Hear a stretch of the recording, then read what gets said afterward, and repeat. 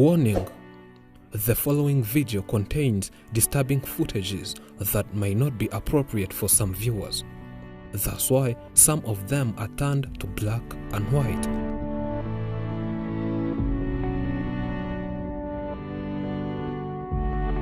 He's called Persia. He's the second born in this family. He's very ill. A few weeks ago, we visited this boy, and this is how he was. Trouble is brewing for this family. It's a worst-case scenario. It's a fate worse than death. It's dreadful.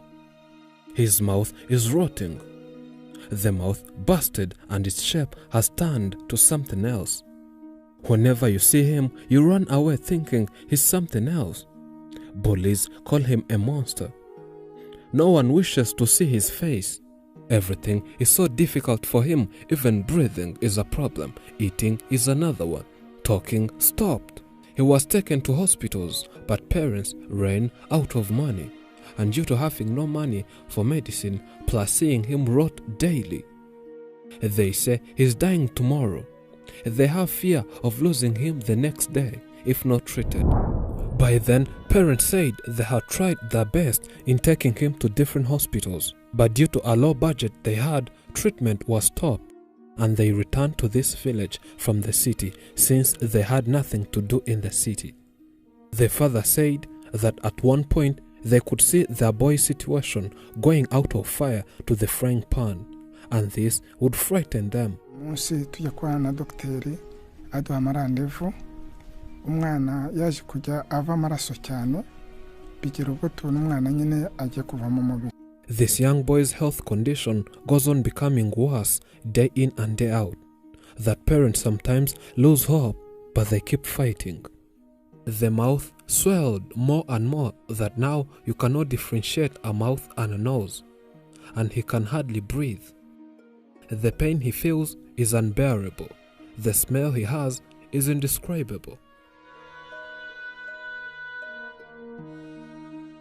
The father says he can't describe what they are going through as a family. He says, as it's written, that be thankful in all circumstances. They're afraid of losing their boy, but they're at least thankful that they're all still breathing. Last time he was saying that their boy would die the next day, but as of the current situation, the saying has changed. They think their boy might die today.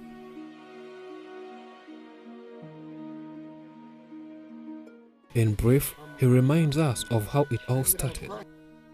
He says it was in January this year, and Persia was at school, but while he was studying, he noticed he had a pimple on the mouth. The pimple was just an ordinary pimple as they thought. It grew bigger and bigger that they had to start taking their son to different hospitals. At the hospital, he was scanned, and scan results showed he had a tumor in the mouth. The boy's situation had started becoming worse. The mouth was swelling day and night, and later he successfully had his first surgery. Here, the situation calmed a bit, and they thought it was going to recover. But it did not take too long until he again started mouth swelling, and this time the mouth grew bigger and bigger than the first time. They started running out of money, and then they decided to come back here in the village. Though they came here, but the boy's situation kept on becoming worse, but still say they are only waiting for one thing: God's miracle. Ikigaragara cyo nuko nta mpinduka nziza zagaragaye.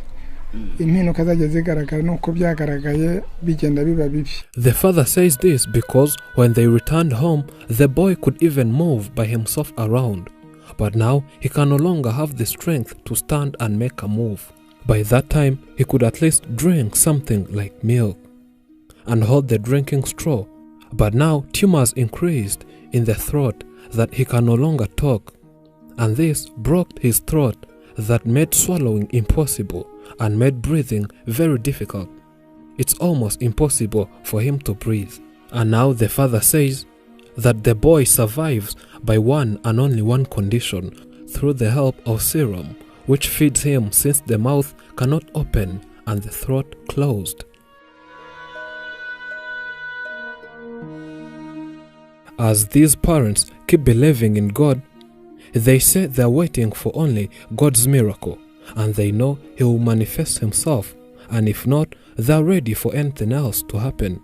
by'ukuri hari abagira neza kandi nabo turi gushimira kugira ngo Imana izabakubire. Hari abantu bagize umutima w'impuhwe bagiye bohereza kuri telefone. After receiving this amount of money, the man says they will now do whatever and go back to the hospital to see whether the boy can recover, and says if there is any change, they will let us know, whether a good one or even a bad one.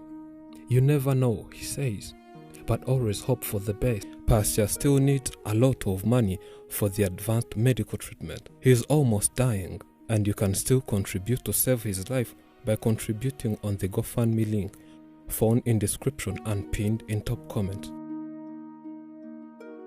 My scars remind me that I did indeed survive my deepest wounds. That in itself is an accomplishment, and they bring to mind something else too. They remind me that damage life has inflicted on me has in many places left me stronger and more resilient.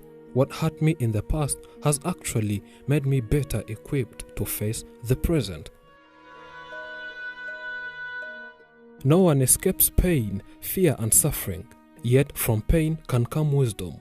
From fear can come courage. From suffering can come strength, if we have the virtue of resilience.